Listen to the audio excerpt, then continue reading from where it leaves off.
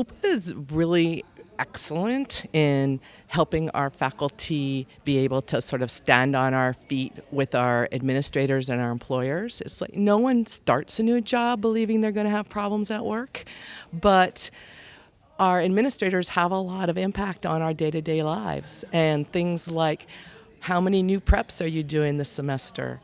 Are you being compensated for chairing that accreditation committee?